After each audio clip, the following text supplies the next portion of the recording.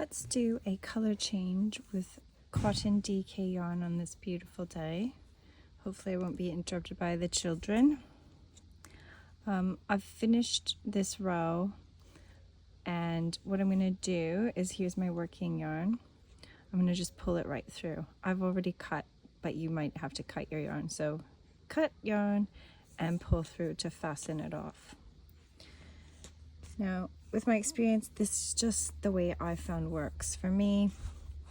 So I'm going to get my new yarn, and instead of just kind of starting with the new yarn and the next stitch, just so it doesn't let go, I'm going to just tie this. So put one over my new color over top, get this guy now underneath,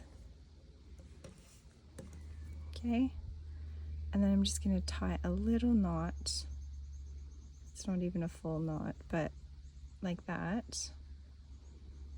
And just make sure you have enough to then weave in. And I'm gonna wait. So there. Just secure it like that, tiny little knot. I'm gonna pull this up, and now it's secure in its place. So then when I'm going along, it's not gonna let go, and then it's just such a tiny knot that you're not gonna really see it if maybe you need an edging or this part is going to be sewed to another piece. But now I can just go on. So in this pattern I'm working on, I'm going to go underneath the stitch, but if you're in another type of pattern, you might have to go through the stitch. But I'm going underneath, and now I can just chain to my heart's content.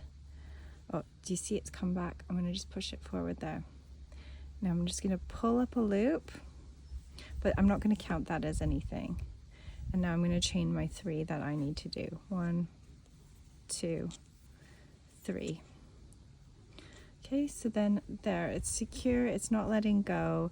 And then the great thing too is if I need to frog it, you can just pull this right off, and then you don't have to cut anything. And this last row of yarn, my last color, is still secure in place.